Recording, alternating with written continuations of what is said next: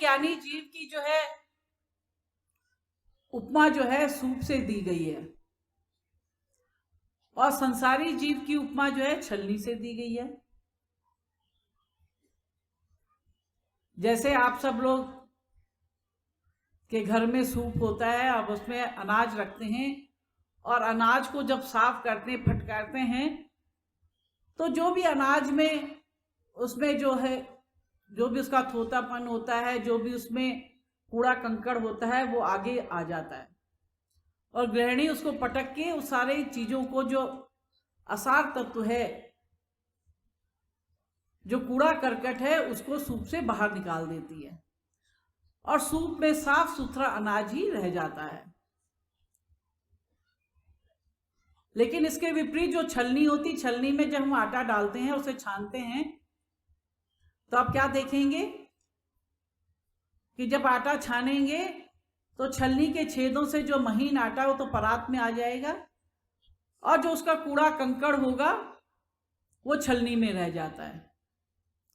तो ऐसे ही जो ज्ञानी जीव होते हैं वो सूप के समान होते हैं। वो संसार में रहते हैं, जैसे कि सत्संग में आए,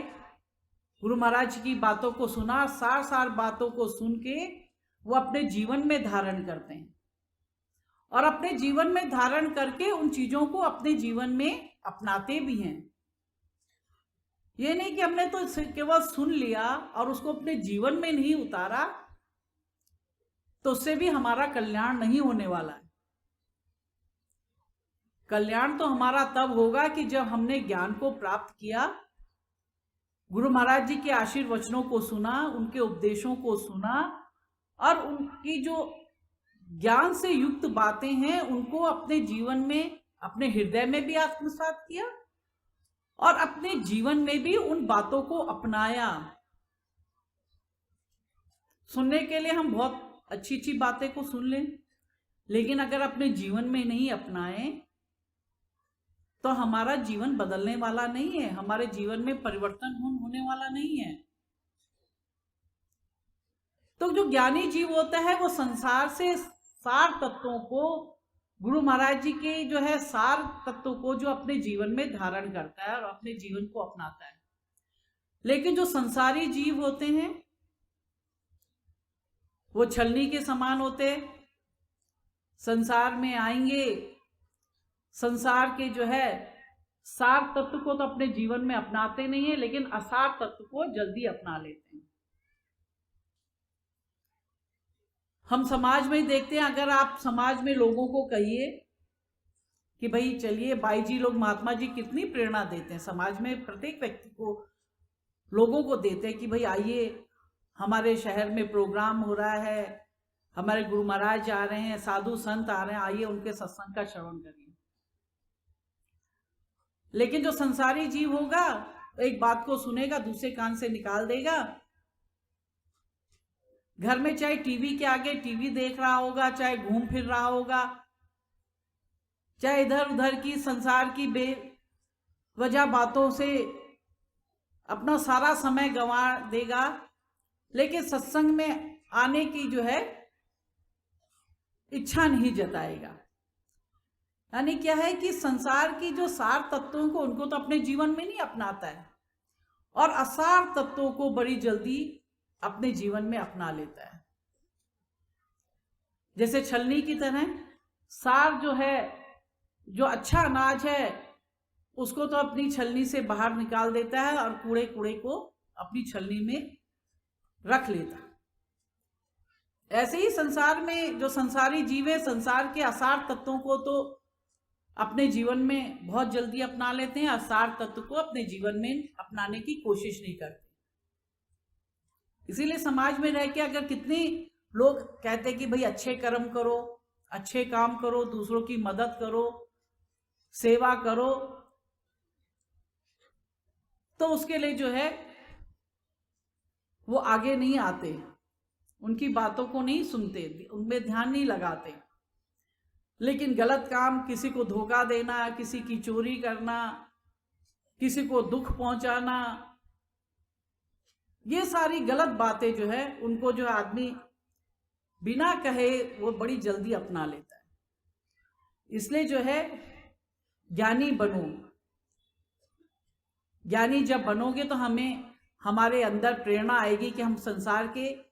अच्छे कर्मों को करें, अच्छे कामों को हम लोग करें। और सत्संग में आएंगे तो सत्संग में आने का तो निश्चित रूप से आप लोगों को जो लाभ तो प्राप्त होगा ही, क्योंकि जब हम सत्संग में आते हैं तो संसार में रहते रहते हमारे हृदय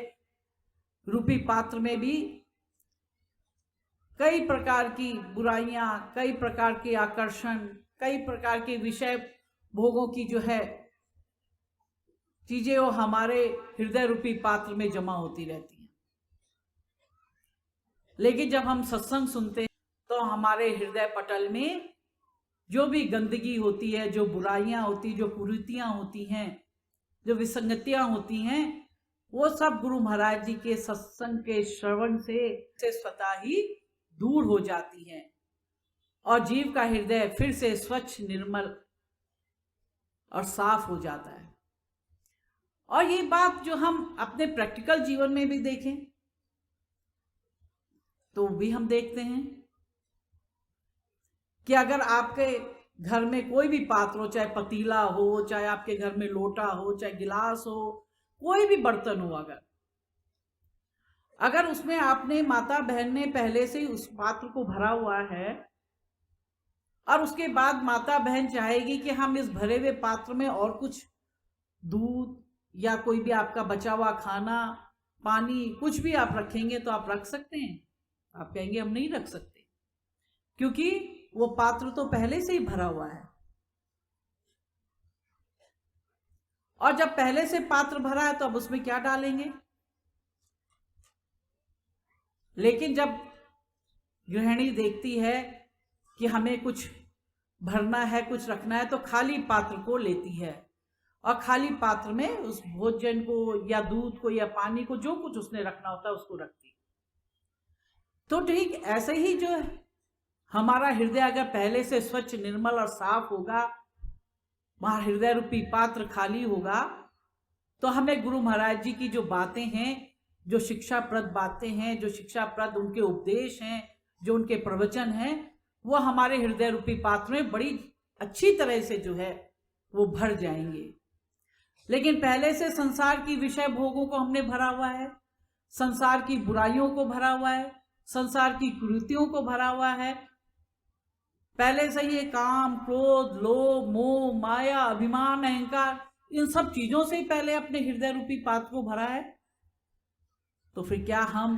गुरु महाराज जी की या साधु संतों की अच्छी बातों को उसमें भर पाएंगे? वो कहां से भरेंगी? वो तो पहले से ऑलरेडी आपका पात्र भरा हुआ है। इसलिए अपने हृदय रूपी पात्र को हमेशा खाली रखो, साफ सुथरा रखो। गुरु महाराज जी की जो शिक्षाप्रद बातें हैं, उन्हीं शिक्षाप्रद बातों को ही समावेश करने की उसमें जगह होनी चाहिए।